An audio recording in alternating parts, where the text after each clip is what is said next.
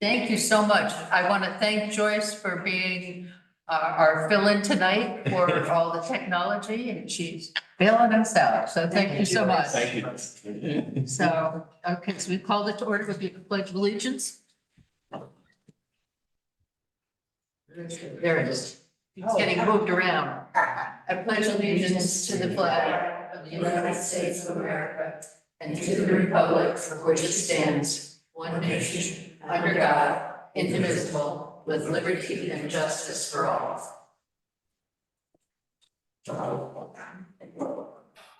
Oh, may I have a motion to accept the agenda, please? I move. Thank you. Any additions, corrections, discussions? Being none, all in favor? Aye. Any opposed? That's unanimous. Can somebody kind of take some notes, and I'll take notes too, and then I'll take care of the minutes after the meeting, since Bonnie is not with us tonight. I'll take a motion to approve the minutes of March 20th. Second. Any discussion, corrections, changes? All in favor? Aye. Any opposed? Unanimous. Okay. I don't have any correspondence. Reports from the tax collector who's back visiting us tonight. I'm visiting with my circles, so I didn't get some help in the minutes, I'm sure. We're moving along, things are going okay. We're about $22,320 short of our goal for the current grand list. Back taxes are very good on my side of the report, but unfortunately,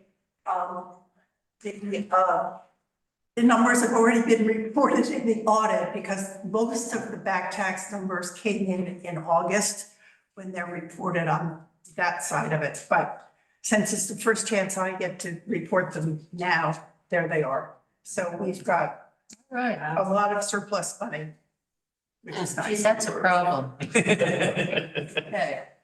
All right. Anything else, Deb? No, I see. Okay, we're missing Jen tonight. She's Oh, Oh, is she? Yeah, there she is. Oh, all right. Nancy, I'm sorry. Hold on, sorry, I just got one more thing. Oh, hold on, Jen.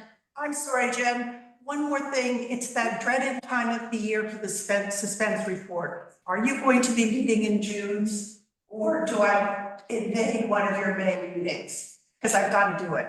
Yeah, ideally, I'd like to hope that things are gonna go smoothly and we won't have to have a July meeting. A June meeting. So a June meeting. So, Okay. so, Unless you want to have it done by the no, I'll do second it. meeting in May. I'll do it May, if you want it in May, I'll have it. I've got it, I did it today. Yeah, we'll do it in May. May it is. Okay, Thank you. thank you. Ms. Jen, Hi, Jen. I do not report. you have a big report. I do. It was in the paper today. Oh, well, I thought we were talking about finances. Yes. We, and it is now actually official. All of the boards have voted to appoint Melanie Brady Shanley from Winchester as our next superintendent. Her start date will be July 1st. So Great. we are very, very, very excited. Winchester was very sad, but I'll still Yes. get to work with her here. Yeah, I was gonna say, I know that you may not be as excited, but understandably, I'm excited for her. Yeah, I'm excited for Region 1. It's gonna be good. it is. It is, agreed. Okay. So that's big news. Thanks. Yeah, All right, so, Marty, do you, well, let's see, Barbara, let's do your report next. I don't have really a report. I'm just Okay. gonna defer to everybody else in the audit. Okay, all right. Marty, do you have a report you want to do, or you want to just wait till we get to the? I could do this in separate to the capital plan. The two things, we did put the emergency management performance grant. If you can come up closer, because the mics aren't picking up in these meetings so well. Yeah, Underneath one. yeah. Okay, yeah, the emergency management performance grant that we submitted first time since 2016, I believe. We did receive a $5,000 grant as part of that from DHS in Washington, the state not matching that at this point. The way that grant works is actually 2023. So the money we had budgeted that year should cover what our in-kind is to that. And we'll be using that for training, exercises, equipment, and so on. And we're using this year's funds to finish finalizing the EOC, putting new equipment in, updating, working on some of the comms. And our emergency management team's been working very hard over with the fire department, putting up new antennas and getting everything hooked up. So that's a really positive thing. Secondly, our cemetery committee now, cemetery funds have been transferred as of today. $174,510.99 has been transferred over. Check written, which is now in our funds, and we will work with Barbara and how we actually can execute that with it. So it'll have its own line in the budget, Barbara? It's gonna be a department at some point, Right. but that funding will stay in the special revenue funds and be pulled from on a percentage or something as determined later. Yeah, we'll work out what our normal grant would have been and then use that as base funds and work this off because we don't want to drain it too much, but it's good to have. It's kind of like an endowment sort of thing. Capital It's fund. more than the interest. Right, Okay. right, exactly. But yeah, so we're keeping up, Special projects. right, special projects, keeping up with major, repairs or things like that. We do have fund that is just coming out of the taxpayers fund right off the bat. So that's really all I had to do, separate from the. Could I ask a question? Sure. Is there any income from the cemeteries? There is, we have a fee list that's been published, that's all part of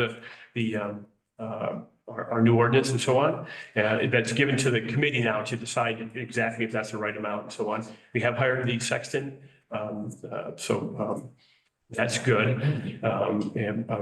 Brent Kallstrom is our sexton, so they'll be working that and working with everyone else in this first year. What we've done is the board voted to go ahead and let all contracts that were originally in place with the association transfer for this year over to the committee. So we don't have to try to, at the last minute, as we try to get the cemeteries open, do bidding for mowing and let it go crazy and all that stuff. So, and it's a group that's been with that association for 20 some years, I think. So, they've proven themselves that they keep the cemeteries pretty nice. So, and then Brent has experience as a section with his private cemetery. He works at Kent Hollow. He kind of manages that one.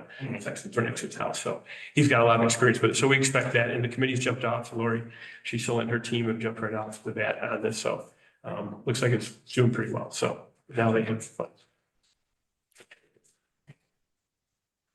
Thank you. The audit. There's copies of the audit on your table if anybody needs a copy.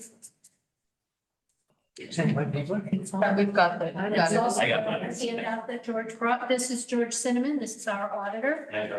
Board of Well, Finance. that- Hello, welcome. Good to see everybody again. Just, I gotta put the papers down if that's okay. Is this okay? Yeah, there's a microphone up in the air behind you, yeah, Okay. yeah. Just speak loud. I'll try to speak loudly enough. How about Yeah. that? So, I give you a little two-page handout here, summarizing things. So first thing, the auditor is, we don't have any findings, we don't have any problems, we don't have any issues to report to you. You would have heard from us long before now if we had major problems with anything, funds within the town, everything's very well managed, very well maintained, very well tracked, everything we ask for, we're able to obtain and get, on that end. So talking about, so your reports, you've got three different opinions in your audit report. There's an opinion on the financial statements, which is the clean standard opinion. You have an opinion on, under government auditing standards are required to do. On internal control and compliance, where we have no findings on anything. And we also have an opinion on the state grants that we're required to separately audit in addition to that. And again, no findings or problems associated with those. Got a lot more coming next year on grants, because you like some federal ones to do. Not findings. Not findings. Audit we're gonna have to do on the federal grants that you have. But for last year, you got a 75-page report here or so. There's a lot in it. It's difficult to read. I read them all the time. but they're difficult to follow if you're not familiar with doing them. What I like to focus on are the things that are important. Everything's important. Or we like to think so, I guess.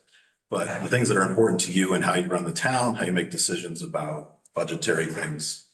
So in that regard, I think it's useful to look at a kind of one page, if you can, snapshot of where you are. The number one question we get is, where's the fund balance at? What should the fund balance be at? Is that good or bad? Where's it trending? So that's what this first page does. The first column is the current fiscal year. You've got 5 years prior to that, seeing. We're just going from the top to the bottom, starting with where were we at the beginning of the year? Where did you expect to be? So you were at 3,868,000 at the beginning of the year.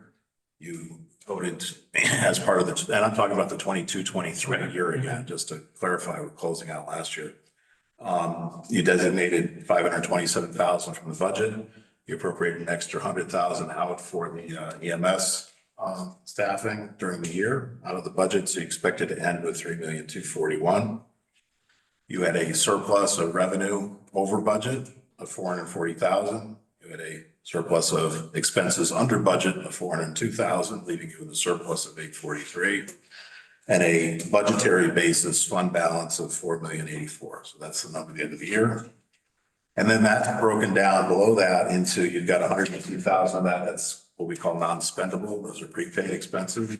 Put it there. You assigned $700,000 to the current budget year you're in now, 23-24, leaving you with 3,282,000 of unassigned fund balance. Okay. Just below that, just in tying our numbers together, you do have, that's your budgetary basis fund balance number. You do have also the Board of Ed non-lapsing fund is within the general fund. You've got assigned funds to, this is Health Welfare, that's the new fund for the opioid grant, and the Maple, I'm not going to pronounce the litigation fund. That's there. So as a percentage, what we measure the health as is we're taking the unassigned line, the 3,282,000 line, divided by next year's, meaning the 23-24 current budget year, to say, okay, what's our percentage? That's at 24.3 versus last year's 25.2, etc. That's a good healthy number that's there, as you well know.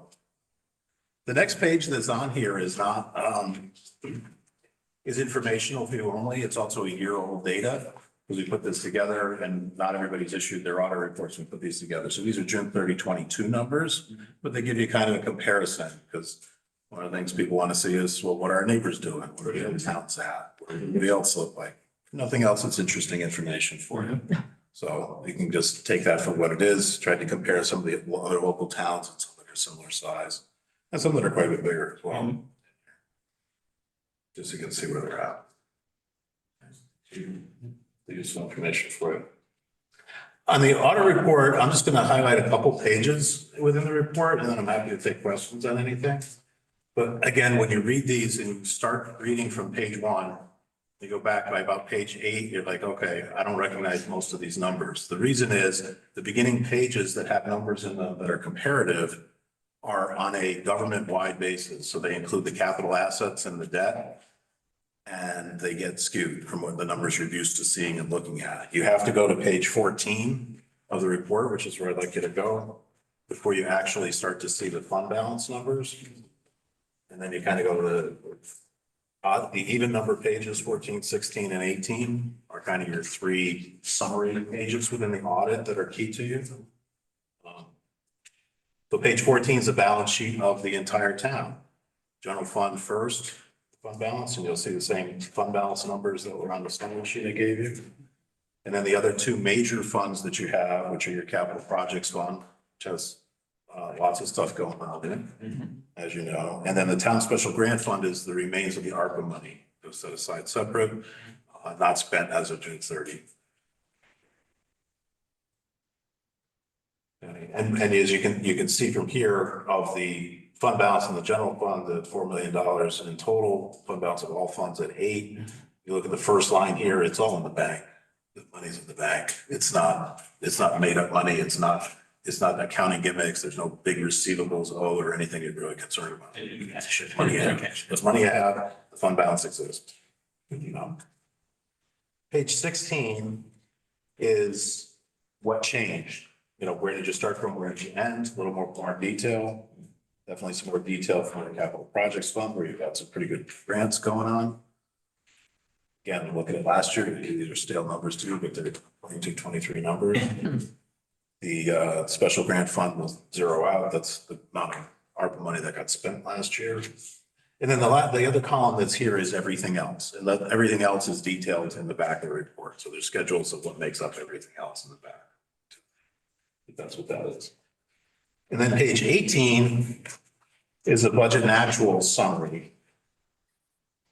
You have more detail on those in the back. There's more detail on pages 52 to 55 on budget and actual to break these down further. But this is where on the one-page handout, I gave you your 440,000 over in revenue, your 402,000 under because you've got just the way this is presented, the expenditures are 470 under. But then you've also got the 70,000 non-lapsing fund for Board of Education, which does come out of the budgetary basis number. I'm here tying back to your forecast. Fund balance. There's lots of good stuff Barbara and I have fun back and forth with. There are all the notes and everything else that's here. The other pages, budget and actual detail again around 52 to 55. One thing, because I know it was going on here to point out to you, is pages 56 and 57. Actually, I should look there. This is where you're going to find the non-lapsing fund that you set up. And this is where you'll see an accounting of that in next year and in the future and what gets spent out of there. You won't see detail. You'll see one line spent on education, but that's where we'll audit this and see what that balance is. And if you choose to add more funds to it or just have it come back. And then 58, 59, you mentioned the cemetery fund that you have coming, or the cemetery funds coming in, that will appear here next year. You'll see those funds coming in. And they'll be invested, and then whatever funds you pull out, instead of being a grant from them and revenue coming in general fund, there'll be a transfer of funds that the town controls into the general fund, just support those expenditures. Or you can pull them out of the general fund budget and just have them in the special. It's kind of up to you. Now that you had maybe a change you want to think about the budget process there. I have a question. So when revenue comes in on the cemetery from the sale of plots or any revenue that goes there, It goes in the special revenue fund. It'll be a special revenue fund in the cemetery, yeah. It won't be general fund revenue because those funds are restricted. Right. So it's restricted funds that were given for that purpose. You have to maintain that. So anything that's being paid for the cemetery has to be then spent on the cemetery. And that's the easiest, best way for that, to make sure that that's tracked. that's different than what we talked about before. So all the money will go into the special fund, regardless of. All the revenue from the cemetery will, and then each year we'll have to appropriate some portion of that balance to pay for the. Because every time you have a plot, expense, there's a, whatever's above the normal 45,000 that we normally appropriate in the general fund. Okay. You don't understand that. Don't, or you did? No, I just didn't understand it Yeah. because I don't think you would ever explain that to us. That's good. It's important that the town track the restricted funds in a special revenue fund, separate from the general fund. That the revenue is not coming into the general fund. Right. Just like you do other. Yeah, I mean, if somebody buys a cemetery plot and you buy a piece of equipment with it, that's not appropriate, you know, if it's something from the town approved. Yeah. Page 63 of the report has the summary of the taxes levied and collected and outstanding for the year. So for town that's levying, $11.5 million of taxes during the year, they'll only have 172,000. It's pretty darn good. Right. It's really good collection rate. Excellent. Good job, Jim. Wow. What was that? I didn't hear you. Whoever owes you $5 from 2009. right. I might give you like $10 just Get to the end, for the end. to keep typing that. And then the grants are detailed on page 71 of the report. You see what state grants you receive. You can sometimes struggle when you get grants in as to what the source of the funds are. Are they state funds, are they federal funds? Because everything passes through the state, just about, but it's not always state source. Something to watch for. And this does not reflect any federal funding. Right. Does not reflect what, Barbara? It doesn't reflect any federal grants that we have, because we are under the filing threshold for this year, so the federal schedule is not part of this, but there were some federal grant funds that we received. There'll be more in the coming year. Next year, yeah. Okay. You're gonna have to do it next year. And on the grand list, your top 10 or whatever it is Highwatch not a, or I guess maybe another way to ask the question is, Kent School is, their corporation is that for real estate outside of the? I can't answer that. I'd have to ask the assessor, because I don't know what the structure is of the different parcels they own. Mhm. So that would be taxable property owned by, Kent School, yeah. must be the houses. Probably. Right, property off the campus. Right. That's right, I assume so. It's not Like- used for education. Like High Watches, you know, they're Right. Wilson's in their.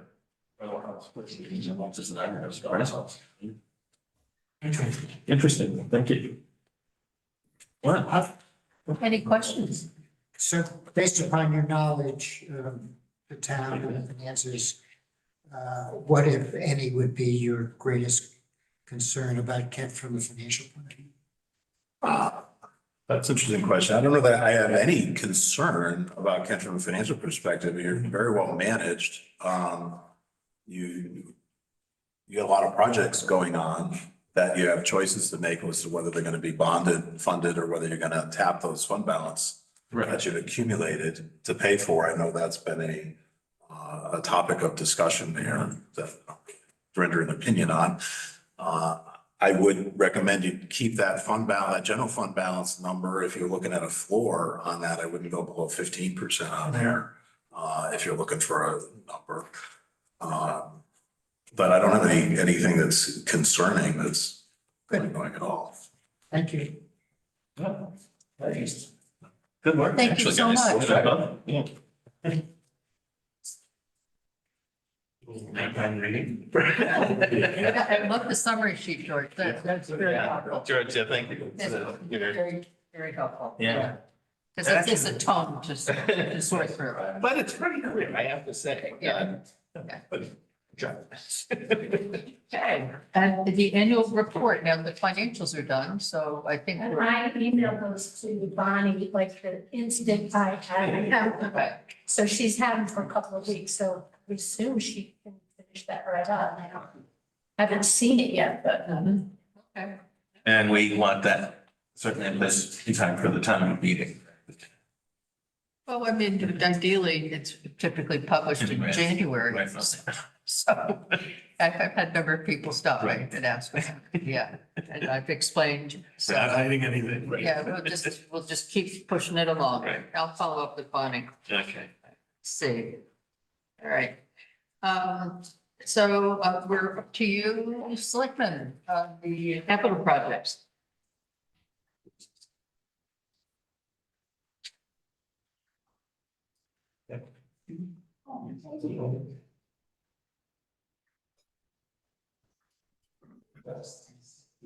Thanks.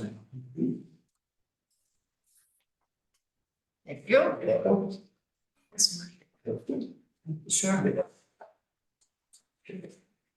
Like follow along at home, are we gonna put that up, Joyce, or not? We have to, if you guys need it up. No, You don't have the revised version, Marty. Okay. I didn't change it much, and I didn't change it at all, I think, actually, from what you sent me, but that's okay. The last, the fifth version or whatever it is. Okay, so to start off with, across the top, this was a recommendation from Barbara, our treasurer, on sort of how to organize the inputs from people and so on. We did get more verbiage, trying to put it in here. So instead of sending you 6 or 8 different pieces of paper, 2 to 3 pages long, we kind of get into this spreadsheet. And we have the department, the balance as of December 6th, for the capital plan, the fully funded date of each one of the areas that we were under discussion. And then the question is, why is the project not initiated? What's there to prevent the project from moving forward? Is it kind of the starting base? And of course, any other questions you have on that, we'll be happy to answer most of all those, I think. And then the column for sufficient funding to complete the project as originally requested. And we know that can always be an issue, especially when you try planning 10 years out and going through what we did with some of these. And then can we move the project forward as it's funded and as it's actually prepped and working, and there's going to be some change, recommended changes, and certainly some things that you'll have questions on. And then we provide a realistic timeline to get the project completed based on everything else we've talked about, the funding, the timeline, availability, and so on. So that's kind of the criteria that we put to the capital plan. Anything else on that, that you have in addition to that, if I can answer that, I'm more than happy to. So, okay, starting with our Department of Public Works. First was a balance of $200,000 for the highway garage, and roof and siding of that. We met with the architects. The delay was researching, remodeling potential for the doors, the roof, the siding, and then the addition of the office space, breakout room and so on. That was all going to be done.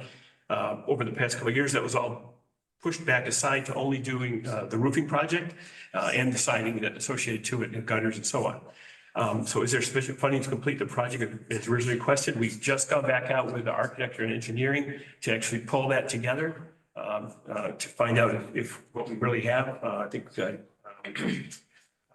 we don't know the exact amount at this point.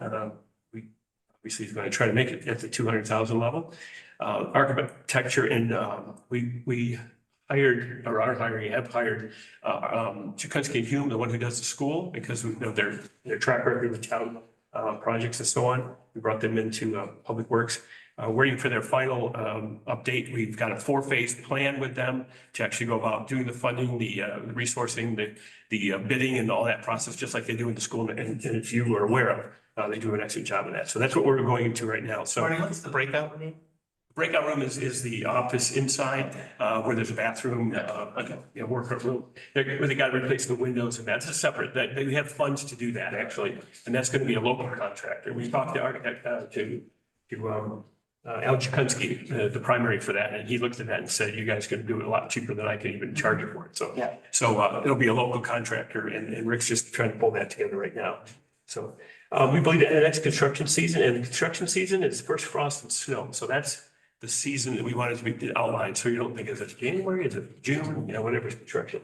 But so it would be in the fall. So we believe we can get that done before we actually have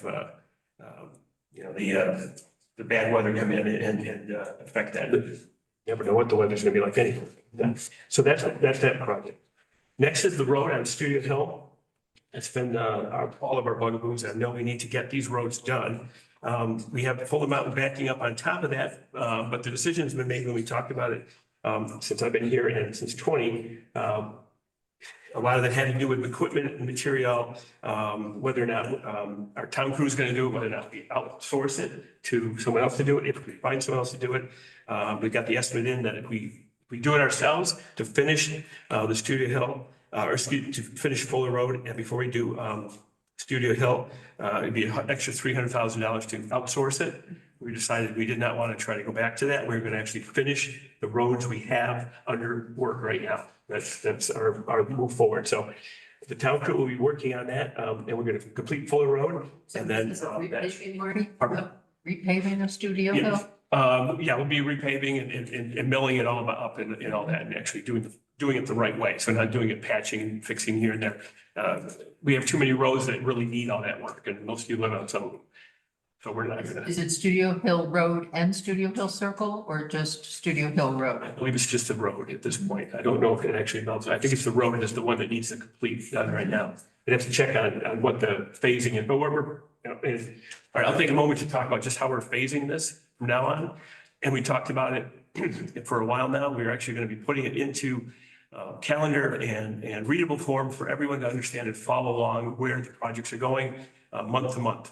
And obviously, there's always going to be shifting, everything is a plan until you actually start executing it, then it changes. But we're going to have that out so everybody knows exactly what's going to be done. And we're going to finish projects before we are rushing to fix another one. So we don't, excuse my expression, half-ass it and only get part of it done. So this is the plan as we go forward for all of our capital plans, is to complete each project in total before we move to the next one, which may mean delaying some a little bit and doing some Band-Aids for a little bit, but it doesn't make sense that we Band-Aid everything. And as we know, and as I'm well aware of talking to people, our roads are not as good as they should be. I think throughout our town, we could do better and we're going to our best. Yeah, your state, you're right. That's good. So anyway, drainage work, let me make sure I have it right. Yeah, drainage will be done this season, finish paving next season, and the crew does the work. So that's our plan, is to do that for that project studio. The highway garage doors, insufficient funds, $24,000 with the cost of doors now, only will do a section of the door, the bottom. I don't want to do the bottom and then have to redo the middle and then continue chasing it as we go along and have doors that are not completely up to date. And Rick and I have talked about that. So the additional $50,000 to cover the cost of complete doors is what we're going to have to go to. The $24,000 only covers now the opening of the doors. So we have to come back, and we're going to come back with a proposal to do that additional funding to complete all the doors. We figure with the roof, with the siding, and with the doors, we'll have a town garage that'll actually be functional and keep out the elements and actually allow our workers to actually work in there and store equipment in a better condition. So that's when we have to actually go back and rework that project. So the timing of that, that would not be done in time for the next town meeting, I assume. In what, in May? Yeah. No, it's gonna be pushed back. We have a next construction season, frost and snow, which it will be correspond with the roof and the side is what we're gonna try to do. So we're gonna have to go back and figure out how we actually refund that $50,000, whether we ask for an interior transfer or something, but we need to look at that. I haven't quite figured that out with Rick, how we approach that yet with Barbara. Yeah, okay. But yeah, but to do it the right way with the roof and all that, I mean, that just makes sense. You do your doors, your It's roof. gonna cost exponentially more. Yeah. Oh, yeah, and as long as we delay, it's even more, so. Oh, the $35,000 for the salt brine maker itself, the equipment has gone crazy. Tegan, you'd once asked about that and I kind of had joked about it, but it's serious. So we're planning to change for this. We can buy the tanks with that money. And at this point, we'll continue with our de-icing liquid that we buy, that we don't make ourselves. We can continue to store that, so we can actually buy it in bulk and save some money there. But until we go upon a scope of our request and go back and rechange and look at it, see what we can do, we're going to be limited to the tank only before the briner. So it's not, it's not complete loss. We do have the de-icing systems, and that does work right now. The brining would be financially better down the line. And again, then we'll be coming back with you with our plan to actually move forward on this. Okay, $15,000 is next page for the Highway Zero turn. We probably took a little bit too long, obviously, to look at the electric option, and as you know, those are still in its debate, or its infancy for long-term use and also for the price. So there's no way the $15,000 was going to cost it. So we decided to go back to the gas-powered mower. We're in the process of buying that, and we will be purchasing it within the next about a month or so. We should have that ready for the summertime. We do have one, our old one as well. It'll be functional until then. So, but anyway, the $35,000 for the Kubota tractor that has been ordered. It's just in progress, and like anything else, it's just a slow delay in getting that type of equipment there. You see some that are out in the, if you look at any of that stuff, I like to, any of the power equipment buildings and manufacturers around, there's certain things that they have in there. We need to actually have it in the heavy duty range for municipal use, not something you might use on a farm or use in a house. So we can't just buy it off the lot. We have to actually. But you're locked in on the price. We're locked in on the price. We will have it delivered. Yeah, 6 to 12 weeks. It'll actually be. So. $40,000 for the highway compactor, okay, that's from 21. We're trying to look at a roller. This is actually a roller, and see if we can buy a used one or a previously used one. so on. They do have those out there. There are things that the NHCOG, North Hills COG is actually trying to do that with more of either borrowing equipment, trading equipment, using similar equipment we do with the street sweeper. That's one of the things we do. But some of these actually we need one full time, so we're going to look at actually purchasing. So some of the challenge will be at the end of their fiscal year, be moving stuff out, buying new things in. So we'll be looking to probably purchase it at that rate. So highway parking lot. Working with the Inland Wetlands Commission on the drainage issues, excuse me. The drainage issue is in the middle of the parking area itself. We have to fix that drainage issue. As you know, it's the same thing that affordable housing is dealing with. It's going down into the commons and so on. We have to make sure that because we do use a lot of heavy POL equipment in our petroleum and lubricants and so petroleum, oil and lubricants. We have to be careful what actually goes in there isn't recovery. We do have a recovery system for drains in the building. We just have to make sure it passes all their approvals. Mount Osborne's gonna be moved? Mount Osborne will grow a little bit. It's been actually going down, if you notice it. It is, or I think what's it, Mount Bruce and Mount Osborne, so back and forth. But yeah, and there's a milling, actually Cornwall's going through a state, that state 7, up to 4 is getting redone totally. And we've asked for some of the millings to come back for us to actually be used in some of our other things, so. It does work. I mean, it's not a pretty sight, I know, but. So you don't have to worry about trying to move it to pave underneath it. No, this is the other, no, they're all off to the side. They want this, the road in, if you go through, you have to. Right. Go At times it was pretty skinny. It was, and yeah, it was, and that wasn't the big thing. We've got actually down the manageable amount. Wow, yeah. So we're pretty much gonna be bringing in any millings we can to replace what we have now, not to build up the amount of trash more as we had. So, but that should happen. But we have to get that center area done before we can actually go to paving. But it's in a 2-space thing, so we've actually got that worked out. And should be by the end of this paving season, I think, we're hoping. And then we get that drainage thing, the issue done with inland wetlands. As you know, even the municipal is exempt from some things, but not inland wetlands. We have to conform to all the inland wetlands. Thanks. All right, moving to the fire department. We have the $25,000 or $825,000, excuse me, for the KDA, the engine 1. Project has been started, and I'll read you what I got from the fire department. So it's in the queue, it's being Yeah. created. Fire department currently has the capital plan. Actually, there's 2 of them. There's one that's $2,600, and that's being used to purchase new lighting, lights and so on, emergency lights to go from the old ones to the LEDs on some of the equipment. So that's going to be used up quickly, but engine 1 replacement, H.N. committee. The committee has secured approval from the membership to engage with U.S. Fire, and so they're in the process of actually buying them through the U.S. Fire firefighting equipment. They're contracted. They've used for other apparatus. Reviewing the specs and drawings to get exactly what the KBFD needs and needs in that engine 1. Probably been finding a vendor that can build a truck in less than 2 years time period. Everyone is so booked up. These companies can't find commercial cab and chassis to go with as they build and after it also. We're still in the, they committed to it. They've got a company looking at it. It's just building the equipment and finding the right bodies and chassis to work at.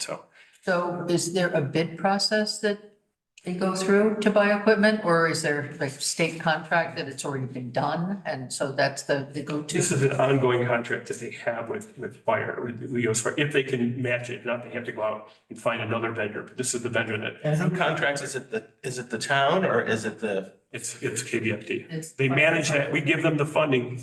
And Well, I they guess my only question about this is because I've kind of heard this in the county, even this issue of who actually owns it in the event that we have some legal development or something.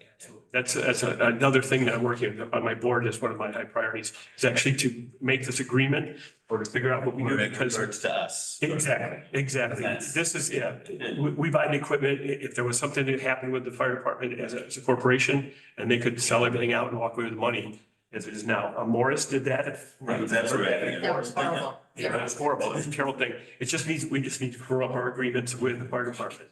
Fully funding, fully fund their equipment, but they can't walk away with it. Yeah, it's got to be come back to us. And that's something we're going to be working with to actually capture that as well. We also, We built the firehouse too. yeah, well, try, if they could, well, I don't know if I can spell that. Yes. Assume it's a leasehold at least, right? So they can't Affordable housing. listen, take it off the lot, you know, The structure is, the fire department is a separate entity that's a Yes. nonprofit right. membership organization, something like that. I mean, it's a volunteer organization. Right. Yeah, there's no corporation. Okay. So moving to Park and Rec, Emery Park Pool, Emery Park, we have a very aggressive new Park and Rec director. Good job. He's done great. He's really looking at all the issues having to do with the pool and the playground.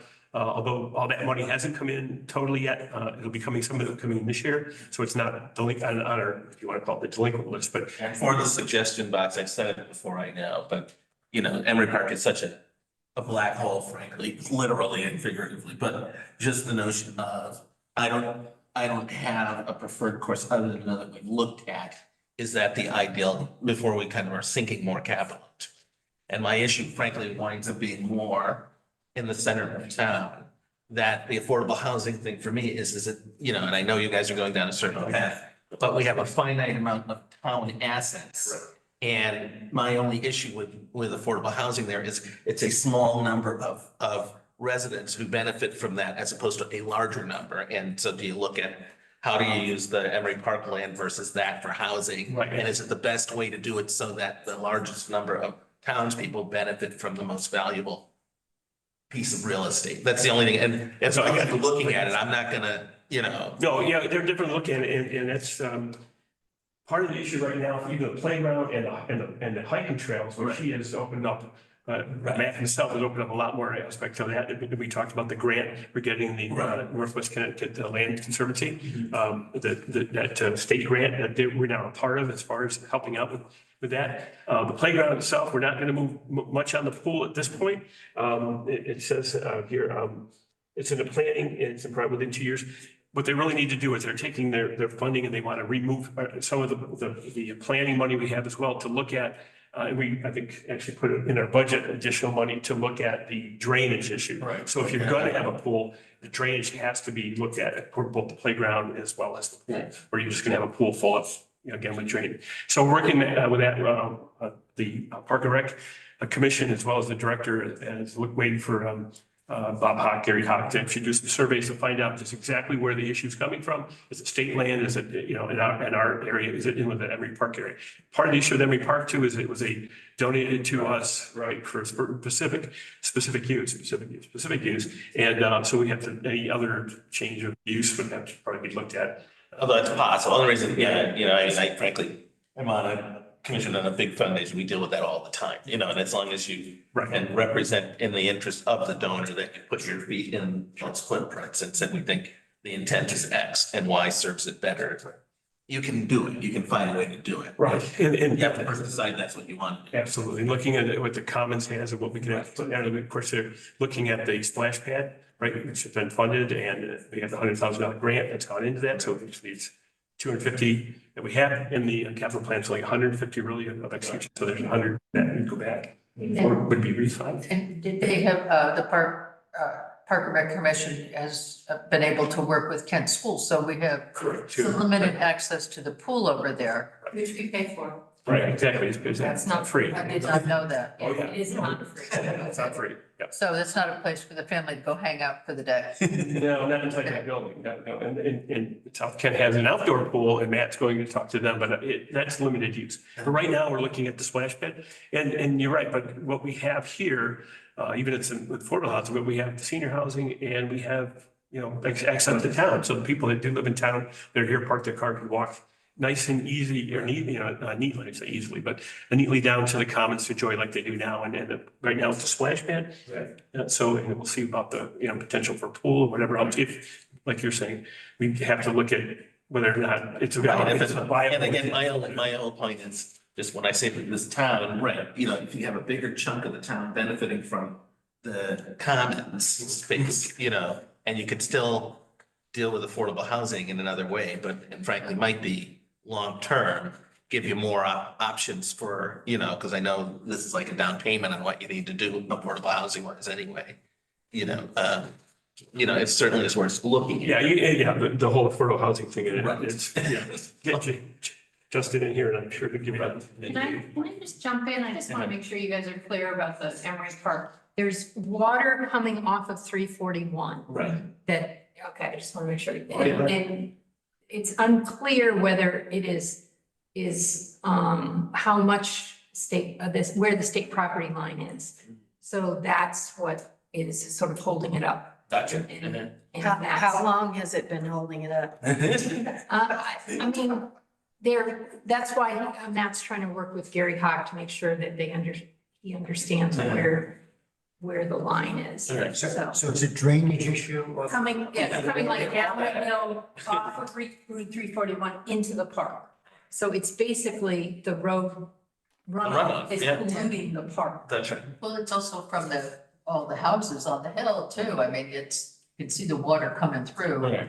across 341 when you drive down there. Yeah. So that property line will be, very important as to who gets to try and fix it. Exactly, whether the state has to fix it or whether it's not. Yeah. There's a bit of the parallel when we talked about Brookwoods up there when they redid the surface of the road, they canted a little bit steeper and the water that would come off, and a lot of the water that's come off now because we have a lot of water, has gone across and now actually flooded Brookwoods basements that have no windows and they have no access except through the front door and down the front stairs.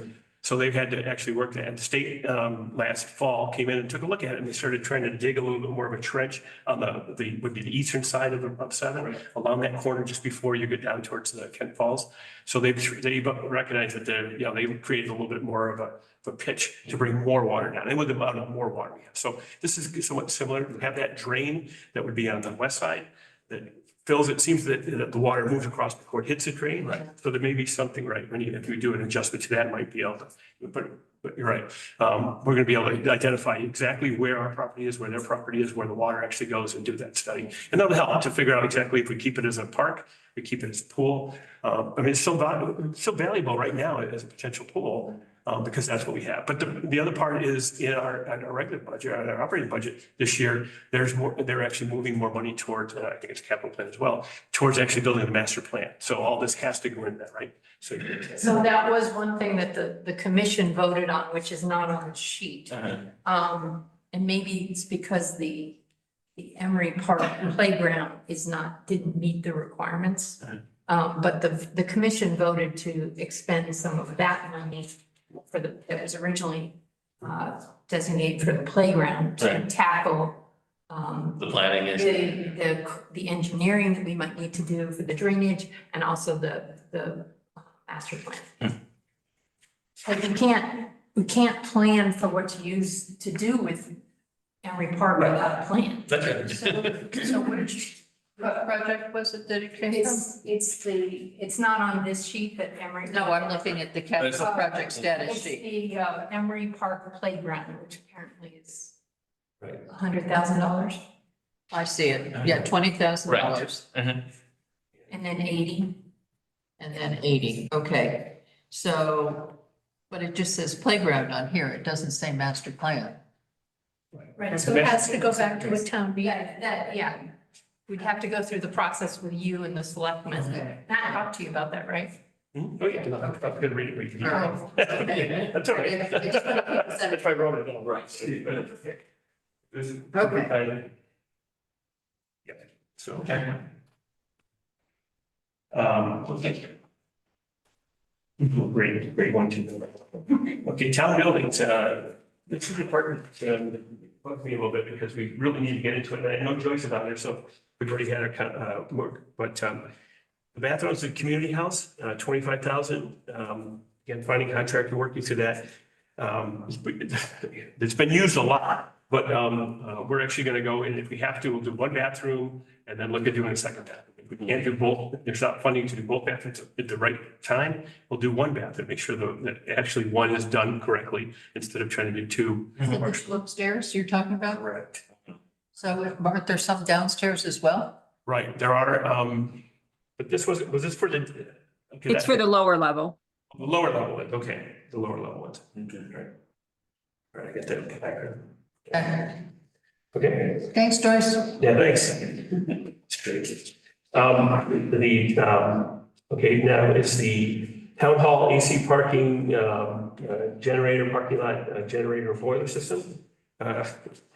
AC and parking lot have been completed, okay, and the generator and boiler have been purchased. If you heard anything banging, if you're here this morning, they're installing the oil tanks now. The town crew, everybody else brought in the boiler and the 2 oil tanks today. And it's being installed as we speak. We did have some most funds to add to that. And so we should have this done by the end of June. So you'll be able to scratch that whole item. Yeah, that whole line is one of, they did a good job. Joyce has done a good job on that. Carpet paint, yeah, it's just, there's no way for 40 grand to be able to do the whole town hall. So we're gonna start with downstairs at the entryway where most people see it. They come in and work from there. Yeah, we've requested again an additional 100,000 for fiscal 2030. And we'll have to work within, I guess, within that capital plan piece to that. But we'll have to see what we can do to actually move that forward, because if you've seen it, I mean, I have to paint my office. And I did move, we regenerated the office space together.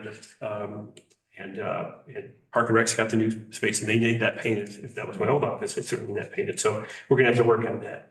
And again, the last one, $25,000 for the town hall tank, which is part of that actual additional one, had been replaced around, put in and worked on as well, replaced. So that would be done at the end of June as well. So that is what I had on my list, dragging through the delinquents, if you will, to painting a better picture of where we're going to try to go forward and start actually. And I think it would accommodate some disgruntled taxpayers. Yeah, and I understand. Yeah. We're all just wrong with what we had to go through, but it's time to take that old, excuse that, hey, it was COVID and so on. Yeah, we know it was, and yes, there's still some lingering things, but we got to move forward. And we got to get done what we get done. Well, and just to be able to get sense, the things at least that they're not just sitting there because we haven't done anything about it. It's, we want to get them done. It's that we're committed to the projects. And that's, I think, really what the question, from the taxpayers was simply, are you guys just kind of using that as a bank account? Or are you going to spend it because you're playing games if you are? I mean, I think that really was the concern. Right. Yeah, well, we addresses. can't spend anything you guys haven't in Right. town as authorized. So, but yeah, you do need, I applaud you guys for saying, okay, let's find out, let's get us up there and figure out what we're doing. And are we going to go forward or not? Are we going to make it towards that end? Are we going to be able to give them a timeline to spend the money that we've already appropriated? So in most cases, yes. Some we're going to have to reconfigure. You got a couple of public works, which are still hanging out there, but. Yeah, there are, yeah, and the roads piece, and the bridge pieces and so on that we've got in, yeah, we have the one in South Kent still held up because Bog Turtle, still partner with Interior and, Fish and Wildlife and someone else. What's that? Oh. So question for you, with the road projects, because of, you run into unknown field conditions and such when you're trying to do those things, and with the bridges too. Might the capital funding requests have been too close together for the town crew's ability to tackle those projects? Well, that's exactly what we talked about with Rick is if we're going to use our town crew, we should, they're capable. Yeah. Very good group. Are we pushing too much up against them that they can't complete? And are we having to move from one to the other or only handle emergencies or, last minute trees down or a washout and stuff like that? And how does that affect us? So again, but really it's getting the plan in place and we've been a little lackadaisical about putting a specific plan in a calendar in place so that both Rick and his guys know where they're going to be all the time and they can plan for it and make adjustments. And if there's a situation where we come into where we have an emergency, we have a problem, then we have to decide how we're going to deal with that. We haven't really, we kind of been putting it aside here, but we've got to be not misspending or not misallocate, but it's not maybe. That would do nothing. Yeah, we didn't do nothing and doing nothing is not the way to do it. Right? So, but I think really when we're putting the plan together, nothing else, we haven't really put a plan together. Yeah, I think that'll help a lot. Yeah, I agree with you. And that's what we've done. Rick and I sat down with that and spent a lot of times late at night here trying to work out how we're going to do that and how we're going to identify. We're actually going to have a glossary for each one of the capital plans where you see Bridge 12, what exactly is Bridge 12, Highway 6, Truck 15, so you know exactly the age, and you said that before, Tegan. What's the age, what's the replacement time for it, how is it used and so on, so that the town actually knows. I said pictures, picture it yet, but we'll see. So you actually can see it, because do see the vehicles around, but still, kind of like to have it, but we'll see. Make it more functional. But yeah, we're building that, so we should have that by May. My plan to have that out, so Good, yeah.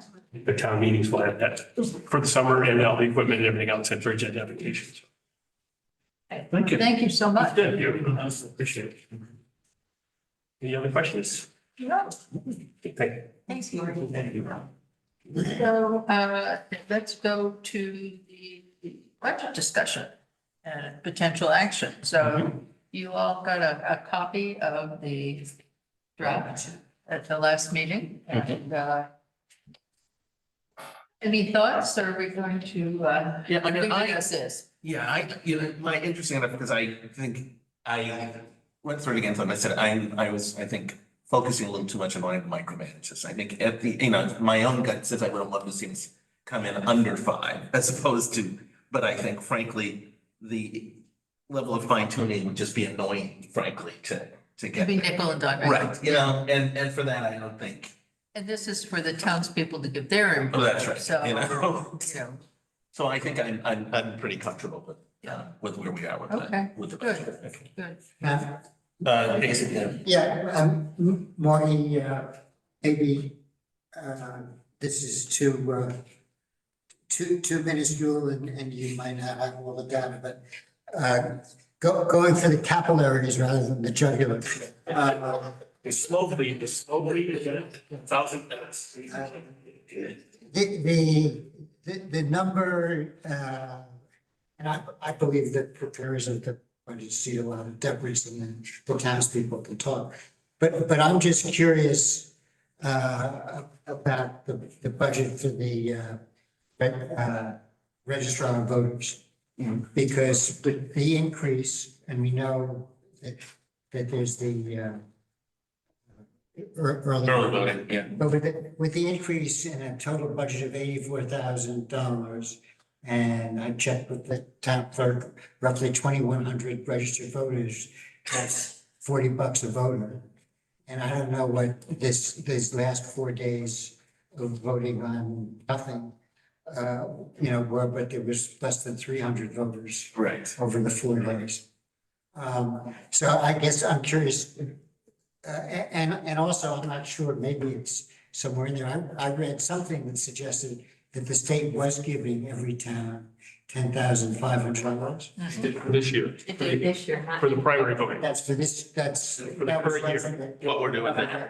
They ran for this current year. But not, okay, so that's. They have no funding whatsoever. I asked the governor directly. So the fall elections, it's a no-go. Yeah. That's why we had to go with 30,000. Now, That's it. that again was our estimate, and I don't have the actuals of what we spent these 4 days, Right. regardless of what the 10.5 could offset, but 4 days, it's close, I don't know if I already did it. I'm not putting her on I the don't spot. have the number off the Yeah, top of okay, my okay. head. But I know I've been signing a lot of checks and there's the training, the extra hours are working, not just, even more prep for that.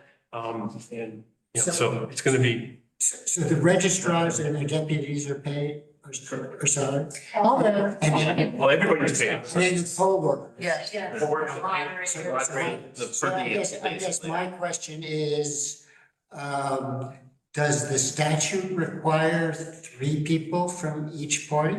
Is that the rule? From each party, one is 4 people total per day for the early voting. One is designated as a moderator, and that's usually one of the deputies. And that was the issue because the 2 registrars can't be a moderator. They could, but they have to be on call. So there's usually it's the 4 people and one of the deputies, if they can be there. If not, then another poll worker is brought in and they can go through the training for the moderator. So it's for. I mean, when I did not go to early voting, I went on election day. And there were 8 people in the room. Yes. 3 That's a different function, yeah. Right. 3 on each party, and then 2, somebody who was watching the ballot box and somebody who was That's all. Right, that's all mandated. That's all Yeah, mandated. That's all mandated, yeah, It that's, is. yeah, that's mandated for every election, actual election held by the state. It's not, thank God, the same amount that we have to do for, the other, The general election. early voting or anything else, any other. Just on the day of them. Correct. So on an early voting day, I would have seen less people. More now, yeah, 4 to, I think 6 was. And if there's a primary for Senate or the House, we have to have early voting for that in August and then early voting in November. Right. Yeah, 2-day early voting in August, not 2 to 4, but then it's 14 days in, prior to the general election vote in November, 14 days. But that's state, right? Right, that's throughout the The state, yeah, everything is mandated by the state. Some states have no early voting, but yeah. So and it I went to do that. know, from talking to some registrars, that they were not happy with as many days of early voting as there were, because they felt it was a inappropriate use of their time. And I know that there were some conference calls with the state, with all the registrars, and I think state probably got a big earful, so there's Well, hope yeah, that will, I that guess will there's, change. and I think it's meant to be a state, either constitutional or whatever you put, plebiscite about having, written, No, no, yeah, no, absentee ballot. Mail-in ballot. Yeah, which maybe would then lead to the cutback. Right. But I guess what you're saying is, all we can really do is complain to our state representatives and the governor. correct. I mean, I will say that I know the woman who's the Secretary of State, and I did have correspondence with her. And she basically said she feels our pain, and because she's actually charged it, she basically went to the legislature and said, I don't think we should do this if you're not gonna pay for it. Yeah, I met her in Unfunded. January, and had that same conversation with her in Hartford, and she has been the ping pong ball, thrown back and forth and kicked by everybody. She seems like a really wonderful, sharp individual, trying to manage as best she can with education programs, training programs. But even up to, I think, 2 or 3 days before the early voting, they were changing some of their requirements for reporting that day, backups. One of the things we have to do is have a backup. I mean, there, along with just the voting comes security. It comes from what happens if we lose power, which on the Thursday before Easter, right? Somebody actually, while they're eating their lunch, drove into the pole that had our internet system on it. So the whole town went down, and so everybody else. If we're in the middle of voting, we have to find a way to back that up. So that's part of why we're doing the generator here, but even internet connectivity. So if you lose internet connectivity outside, can you still do your vote in town? Those are questions that are, lawyers make a ton of money on, but we are working. I'm gonna argue against that. No, I'm not. My daughter's a lawyer. I hope she'll give me, find me a dinner.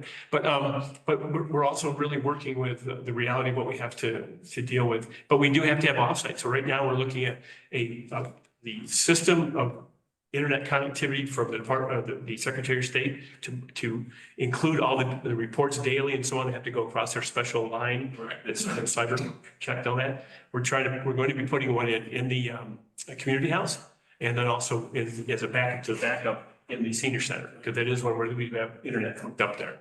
And when the CEN comes in, remember, we're getting that better fiber network for here. We're going to look at how we have to get it here first, but then we're going to look at putting it everywhere else, which just improves connectivity. And we did have one problem with the computer during the election. We were able to quickly move it to another computer, but yeah. Well, thank you for the education. My real question was, is everything they're doing mandated? Yes. Or is there some discretion that they? Unfunded. And the only argument would be that I'm sure all of the other selectmen in other towns that you deal with, I'm sure they've got the same issues we do, so, we ought to just keep complaining. Yeah, and right here, yeah. Sometimes it works. Any other questions or comments? I mean, I'm thought about it. I'm fine, I think, with this budget, knowing that we are living in 2024 and everything's more expensive. And we're dealing with some major issues with emergency services. Right. And these needs, and I think that both the Board of Education and the Board of Selectmen did do a good job of trying to balance the long-term needs of this town with the fiscal needs. And I'm comfortable, especially given the reval and the change to the mill rate, seeing how that helps us, sending this to the town and having the town meeting and allowing the taxpayers to I agree. go. Yeah. Do you get Casey, any comments? Okay.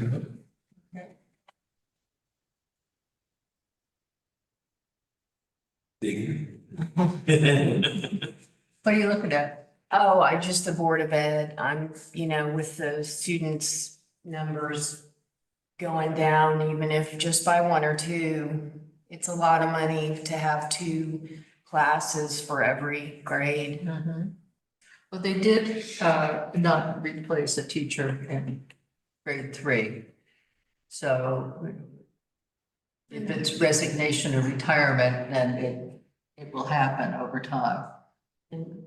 Yeah, and where I kind of came down, right, well, yeah, and that is, for the last couple of years, if other than what's mandated in the contracts, if we don't have growth on top of that, I think we can live with it, even if, right? Absolutely, absolutely. Yeah. I mean, you can have 24 kids in a class per the Right. contract, That's right. at least for the upper grades. Right. It's a bit lower. And I do think therefore, I think we talked about this too, even, the tuition kids, if, what we need is the magic number for, what's the number in which it does not have any cost infrastructure addition? And if there's like room for, even if it's 10 more kids where the costs don't go up, we ought to do that, right? Well, as long as it Yes. isn't to justify staff. Right, that that's right. The townspeople are making up the That's balance right. on, because That's right. $4,500 That's right. per kid Yeah. is certainly not a teacher's salary. That's right, Yeah. no, that's right. The same number too since the beginning too. That Right. 4,500 hasn't changed. No. It's gone up any percentage. Yeah, yeah. And she was gonna get us information, enrollment, with more of a breakdown. You had asked at the last meeting. That's right. So I will shoot her an email, to our rattle her cage. I know that they've had a lot of superintendent interviews, so. And then there is the bigger picture, as I said, as when Franklin Scott was there. Oh, there she is now. Oh, hi there. Rattling your cage, yes. But, and you I've still- been here, Nancy. I just went off camera. So sorry, did I forget to send you something? I'm sorry. Just one, It was, you had asked, Jason had asked for the enrollment by grade, but how many of the kids in each grade were tuition students? yeah, Oh, right. I'm sorry. I thought I did that. I will that's send okay, it. but, yeah, we don't need it now, but if you can get it to us, that would be great. Yeah, that'd be terrific. Thanks, Jen. Yeah, And, sure, no what problem. and then what I said is there's some larger issues, which is since the other districts are having problems, as we've seen and looking at some draconian things. I also was, think for the school board, again, but just to look at, is there some scenario in which you do a deal with Sherman to take part of Sherman in, not as a tuition thing, but just, as an expense share, and the same thing with sharing, but with the ones which are closer, the parts of the town that are That the closer. townspeople would have to agree with. Right. And also because it's a region, I believe every single town in the region Yeah. would have to agree with it because it's. an And entity. I don't think Sherman is in them. No, I don't think they're not. No, they're not. Region. That's right. Oh, no, they're not. They're not Region 1. No, Yeah. no, but they send their kids, once they're out of grade school, they send their kids to, Milford? Milford and New Fairfield. Right. High schools. I think the third one, yeah. Right. Yeah. So all the way to, New Fairfield and New. Right. Yeah, Nancy, can I just make one comment on that sure. really quick? So just, and Nancy, you know this just because of your day job, but if something like that were ever to happen, we'd have to make sure that we had, we need to have a superintendent that would cover, that situation, but we also need all of the services that come through the RSSC budget, and pupil services. So, special education and all of those services, you know, occupational therapy, physical therapy, all of those things would also have to, you know, be considered. So, you know, again, I think it's just a much bigger conversation, and there's things that we would absolutely have to have, and there is value to sharing those right now. Yeah, Jen, and yeah, mine was, again, just asking the bigger question, which is, at some point, it's probably worth putting a little money aside for the consultant who can kind of look at a bigger framework for us, because otherwise you can shrink yourself out of business, right? Right. You know, and so I that's- missed your comment, Jason, about the consultant. It's hard to hear, so Well, I didn't I say it before, that's apologize. really, I'm not putting it even on you, I'm saying, it's something we need on the strategic list for you in terms of, because you've got a good school. And the question we have though is this nagging question, right, of the population. Right. And so we've got to also be open to considering some things we haven't considered before, frankly, to keep it going and not put a bigger strain on the Kent taxpayers. Yeah. On a smaller thing, you know, ultimately. And so that's what I'm just saying, we need to be open and explore it, even if it doesn't work. If we haven't explored it, who knows if we've missed an opportunity or not. And again, Yeah. the towns would both have to agree to it. Right, I agree. Oh, I know. It's Yeah. basically, that's Yeah. right. You So know, it gets. but on the other hand, we've had a couple of times where we say, what are we gonna do? We can go out of business. So Right. when facing that, they may be a little more open to, you know. Oh, yeah, oh, yeah. Yep, we saw that happen in Litchfield with MOBO. There you go. Yeah. I have a question relating to the tuition payers. I think you told us that there are a couple of staff or faculty who lived outside the district and that their children got to go for free? No, No? no, if they're in the region, if they're regional staff, if they work within the region. Jen, you go ahead, you know, I know. Yeah, you're- you Go ahead, answer that. can answer it, Jen. Yeah, I was just gonna say, so staff of Kent Center School is allowed, you know, their children are welcome to attend. And there is not a fee for that. We waive that fee for staff of Kent Center School.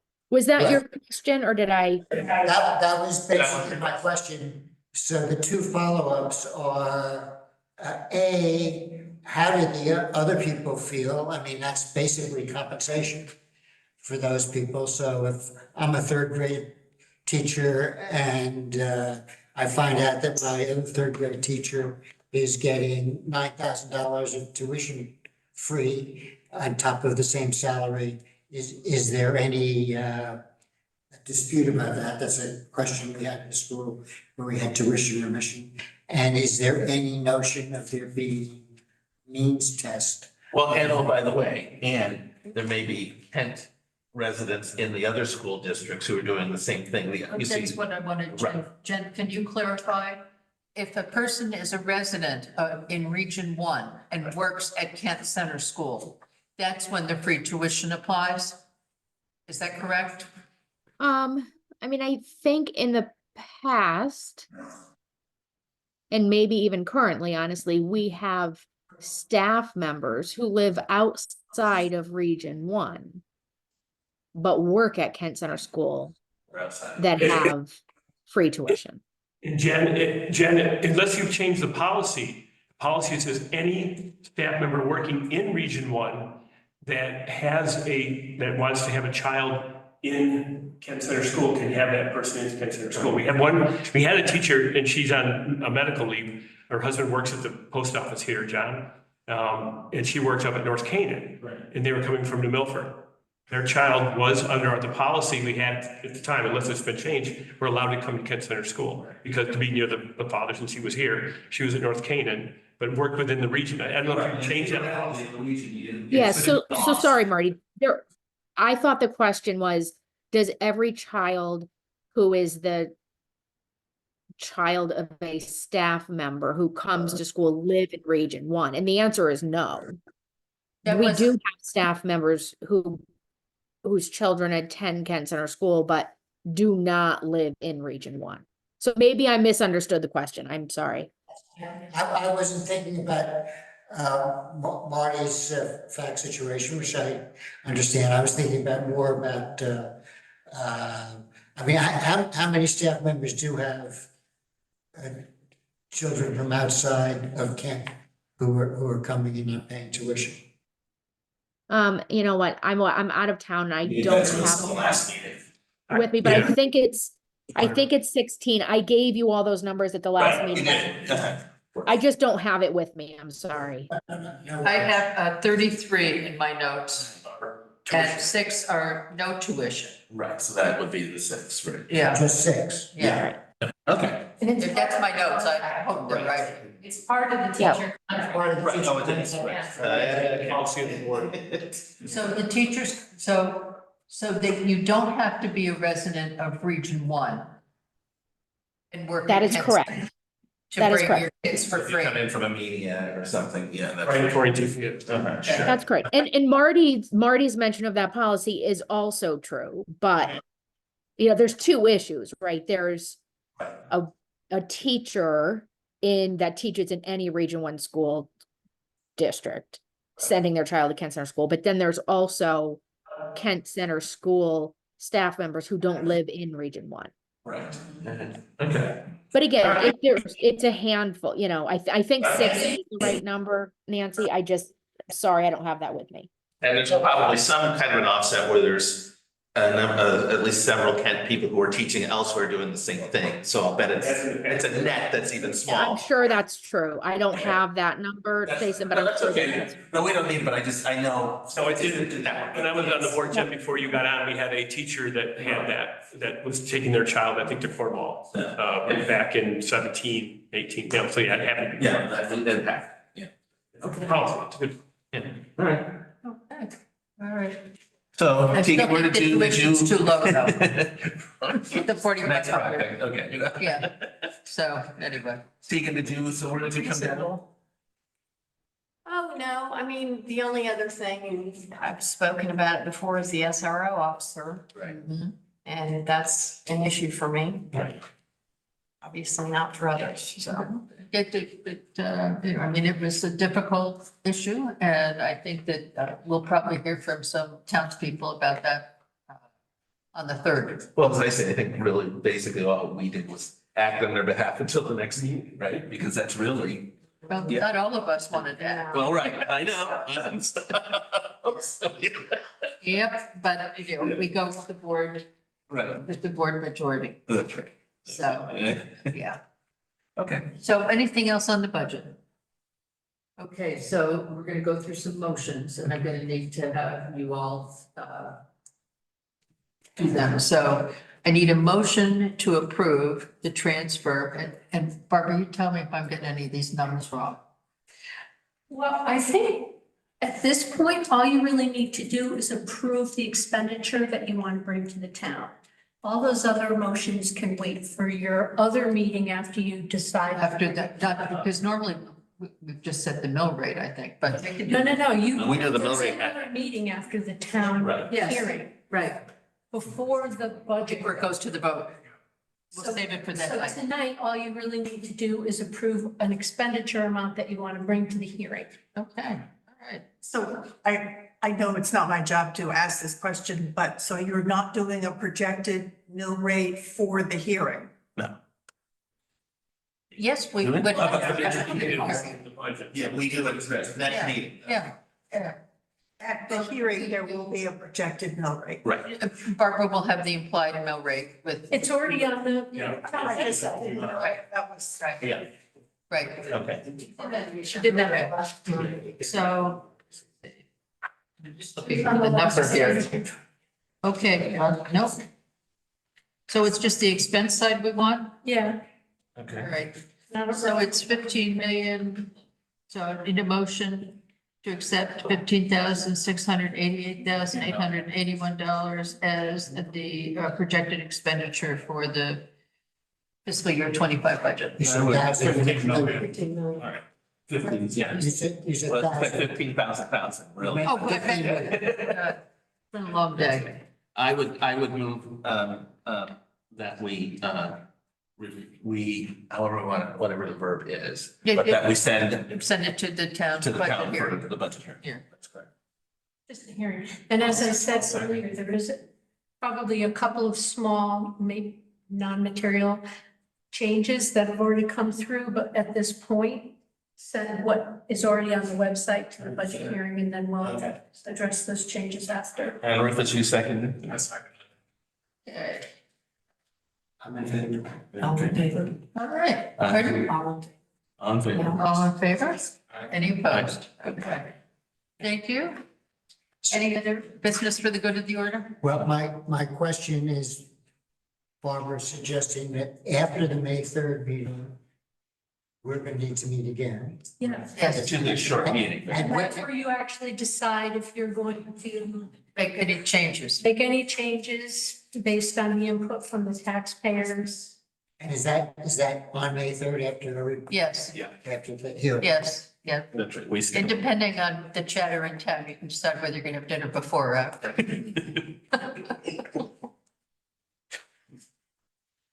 So, and, any comments from our public and invited guests? Any comments?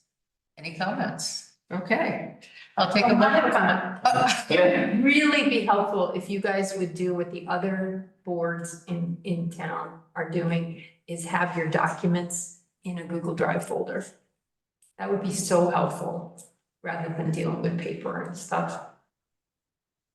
All the other town boards are using a Google Drive folder. They put their minutes, they put their agenda in there, and any documents that are usually distributed are in there before the meeting happens. Are any of those boards meeting in person besides the Board of Selectmen? Hybrid, yeah, so- We're the same as Board of you. Education's in person. Yep.